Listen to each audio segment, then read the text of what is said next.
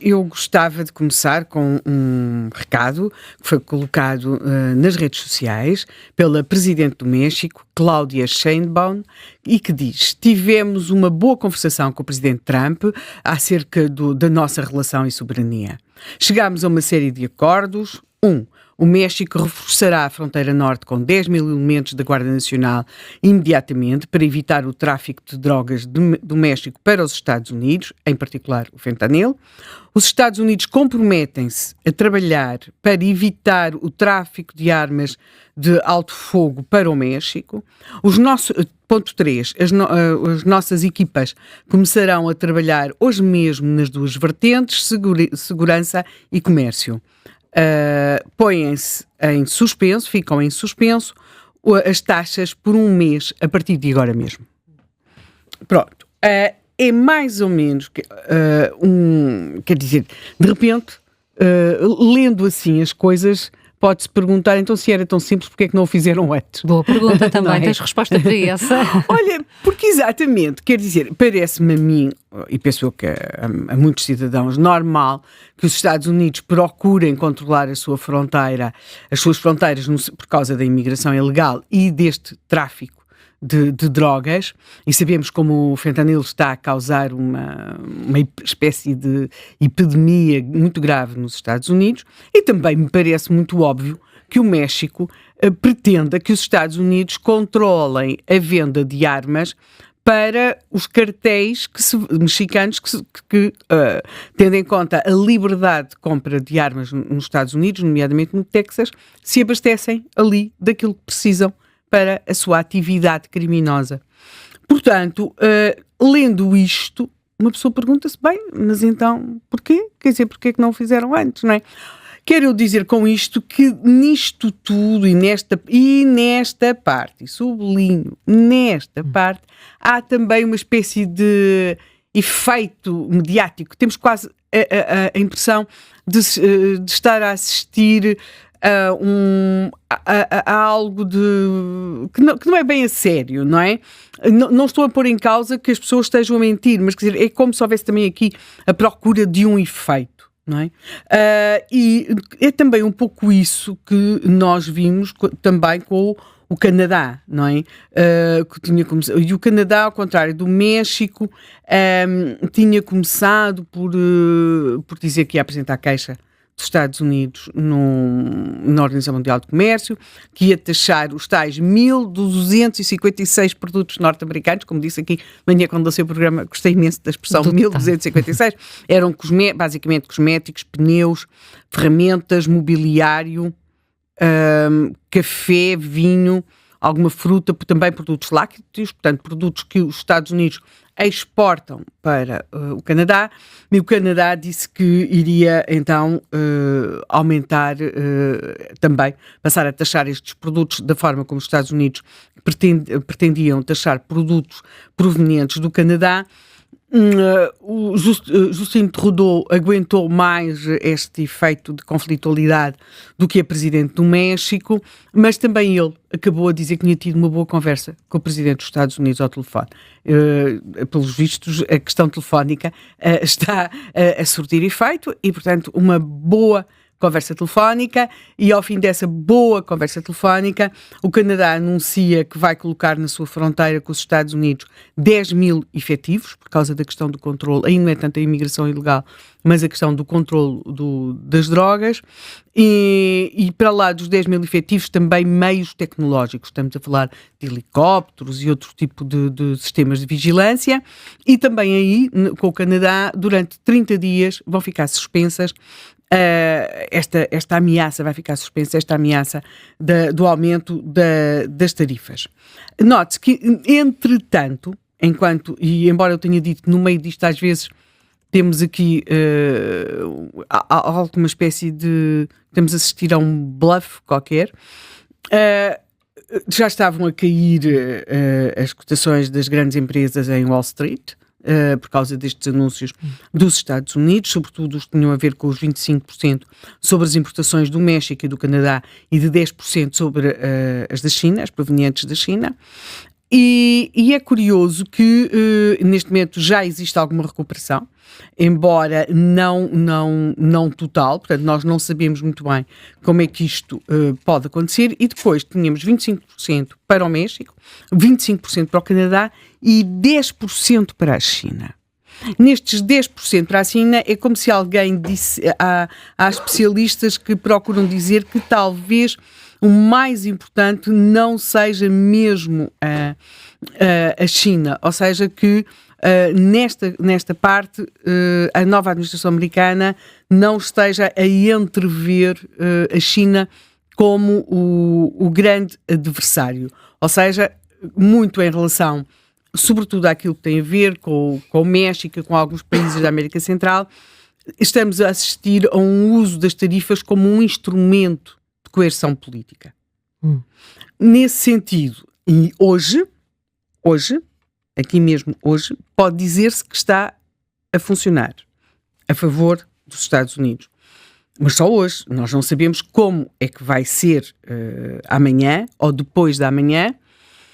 É também preciso perceber que, para lá das questões das taxas e dos produtos, para a estabilidade da América Central, são muito importantes as remessas enviadas pelos imigrantes que estão nos Estados Unidos. Portanto, nós, para lá desse fator da questão comercial em si mesma, nós temos de perceber o outro fator, que pode ser um fator de instabilidade, que é, imaginemos, uma quebra nas receitas que os imigrantes mandam dos Estados Unidos para os seus países de origem. E quais é que podem ser as consequências nos seus países de origem? Nós mesmos, Portugal, somos um país que podemos falar sobre esse assunto.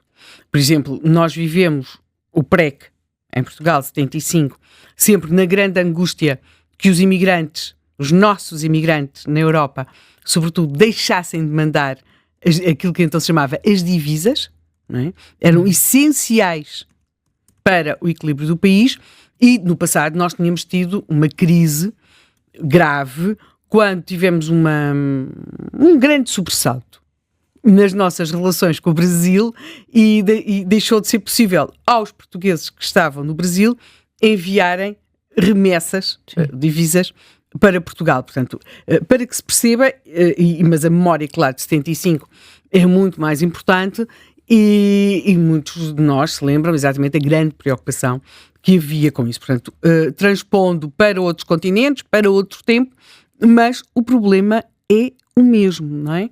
Há países que vivem muito dependentes das remessas dos imigrantes. Portanto, esta questão não mexe apenas com as trocas comerciais, pode mexer também com questões políticas. Nós vimos a Colômbia a mudar o seu discurso até em relação aos Estados Unidos por causa da questão da deportação de imigrantes, por causa desta ameaça de aumentar, da administração Trump, de aumentar as taxas. Portanto, hoje, amanhã pode ser outra coisa, mas hoje o uso das taxas como coerção política no continente americano está a funcionar. Ou seja, pelo menos durante 30 dias... Trump... Mesmo que os Estados Unidos possam ser encarados como um vizinho não fiável a partir de agora? Sim. Achas isso irrelevante? Não, quer dizer, hoje são não fiáveis, amanhã são fiáveis, quer dizer, em política muda tudo muito.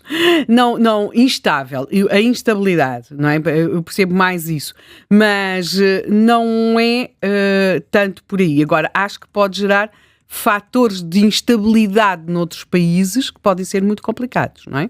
Agora, em relação à China, nós já estamos a ver uma resposta por parte da China, mas é também uma resposta moderada, ou seja, as taxas que Trump anunciou para a China são 10%. E nós temos aqui a China a pedir uma investigação à Google e a pôr também taxas sobre alguns produtos, nomeadamente 15% sobre o carvão e o gás natural que os Estados Unidos fornecem à China, e de 10% sobre equipamento agrícola e petróleo proveniente dos Estados Unidos. Vamos ver como... E a China, sim, pensa apresentar uma queixa na Organização Mundial de Comércio e diz que as guerras comerciais, que não há vencedores em guerras comerciais, que era uma coisa que os Estados Unidos diziam aqui há algum tempo. O que entretanto, é interessante porque os Estados Unidos estavam à espera, e está previsto, se não estou em erro, para abril, de um estudo sobre a sua balança comercial. E agora aqui então vamos começar a falar do outro lado. Ou seja, eu considero, bem ou mal, depois se verá durante este programa, que para o continente americano aquilo que estamos a assistir é ao uso das taxas, ou da ameaça das taxas, como um fator de coerção política, para a administração norte-americana conseguir que os seus vizinhos façam controle de fronteiras, que aceitem a deportação de imigrantes, e são ou a questão do controle do canal do Panamá, não é? A questão aquilo que a administração Trump considera ser o poderio excessivo da China na administração daquele canal. Portanto, são sobretudo ganhos políticos, e isso é mais fácil de negociar. É muito mais fácil. Claro, agora não se pode viver a 30 dias, não é? Daqui a 30 dias teremos, sobretudo, uma reavaliação das taxas em relação ao México e ao Canadá, mas nessa área eu creio que é mais fácil do que aquilo que se pode esperar quando se está mesmo a falar de taxas alfandegárias numa guerra comercial. E aí entra uma organização chamada União Europeia. E aí é tudo muito mais difícil. É preciso ter em conta o seguinte: a balança comercial dos Estados Unidos é deficitária. E desde 1900, desde meados dos anos 70, antes dos anos 80, começa a ser negativa. E essa é uma preocupação de várias e sucessivas administrações norte-americanas, mas pode dizer-se que a preocupação não lhes tem servido de muito, porque esse déficit tem crescido mais ou menos de forma constante. E pode perguntar-se, e então, como é que se faz? Bem, em primeiro lugar, isto é assim sabes aqueles bonecos que havia que se dava uma bofetada de um lado, vinha uma bofetada do outro e a cara do boneco andava de um lado para o outro. Porque também temos de o entender, e ainda antes de chegarmos aqui propriamente à União Europeia, que se nós formos ver quem são os principais parceiros de exportação dos produtos dos Estados Unidos e os países daqueles que os Estados Unidos mais importam, encontramos mais ou menos os mesmos. Portanto, taxa daqui, taxa dacolá, não é? Realmente, os principais parceiros de exportação dos Estados Unidos em 2022 eram o Canadá, o México, a China, e agora já começamos a chegar aqui a outras áreas. Temos o Japão e depois temos o Reino Unido, os Países Baixos e a Alemanha. De onde é que os Estados Unidos importam? Da China, do México, do Canadá, portanto, taxas tu ou taxas eu, não é? Depois temos também o Japão, a Alemanha e o Vietnã. Portanto, há aqui países que se repetem. Portanto, aquilo que se adotar de um lado, adota-se do outro de uma forma recíproca, não é? Olaf Scholz dizia ontem, porque isto tudo está a ser muito rápido, já não sei bem se ontem, se anteontem, tendo em conta as horas e tudo isso, que ao aumento das taxas, a Europa responderá com mais taxas. Portanto, que se vai continuar, irá sempre responder de taxa contra taxa. Tivemos neste momento, antigamente retiro era uma coisa mais de caráter religioso. Agora temos os líderes da Europa num retiro e há aqui o mundo a entrar em modo transacional, não é? Como agora uma palavra que agora entrou na discussão. Portanto, a Groenlândia não se transaciona, mas as taxas podem discutir-se. Porque, sem dúvida, o bolo comercial entre os Estados Unidos e a União Europeia são o maior bolo comercial do mundo. Os Estados Unidos consideram que é particularmente desequilibrado, para o seu lado, não é? Que importam mais do que exportam, e a União Europeia mostra-se disponível para repensar algumas coisas, mas na Groenlândia não se toca. Agora pode perguntar se eu acho que talvez valha a pena. E nós aqui, o que é que fazemos no meio disto? Bem, Portugal, as nossas exportações, agora aqui estou a falar de Portugal, para os Estados Unidos têm aumentado, o que é particularmente interessante. Note-se, por exemplo, mesmo coisas que nem sempre cabem neste mundo das exportações. Quando nós falávamos na TAP, uma das questões que se coloca são como pode ou pode ter interferido na companhia o facto de se ter aberto rotas para os Estados Unidos, não é? Com o Nilman, não é? A aposta em determinadas rotas para os Estados Unidos e o aumento da procura de turistas norte-americanos de Portugal. Porque nós temos aqui uma questão de escala, uma coisa mínima nos Estados Unidos pode ter um impacto muito grande em Portugal. Portanto, o que é que nós exportamos para os Estados Unidos? Nós exportamos em 2003 produtos químicos, combustíveis minerais, máquinas e aparelhos, plásticos e borrachas. E, portanto, pode dizer-se que, do ponto de vista dos Estados Unidos, talvez olhando para isto não seja muito significativo, mas para nós certamente é. Agora, olhando para aquilo que tem sido o percurso da administração da administração Trump, eu acho que nós estamos a assistir muito bluff, muito show-off, muita conversa ruidosa em relação ao continente americano e aos outros países do continente americano, mas creio que não será por aí a grande dificuldade. Em relação à China, acho que se nota cautela. Agora, em relação à União Europeia, é preciso lembrar que a referência feita por Trump à União Europeia surge depois de referências a outros países. E aqui a linguagem mudou em relação à União Europeia. A União Europeia trata-nos muito mal. Não aceitam os nossos automóveis, nem os nossos produtos agrícolas. De facto, não aceitam muita coisa. Por outro lado, agora fim de citação, convém não esquecer as guerras que houve a nível da União Europeia, das autoridades da concorrência com algumas das Big Tech dos Estados Unidos, não é? E aí as coisas serão, sem dúvida, muito mais difíceis de negociar. Depois também temos a questão daquele imposto de rendimento mínimo, daquela tarifa de 15%.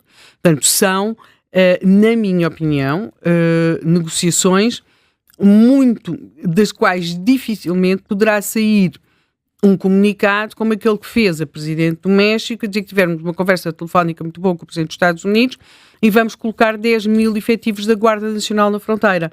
Porque, quer dizer, onde é que nós vamos colocar e o quê para tornar mais produtivas as conversas entre a União Europeia e os Estados Unidos. O palco para a guerra comercial parece-me estar mesmo aqui. Eu não quero ser pessimista.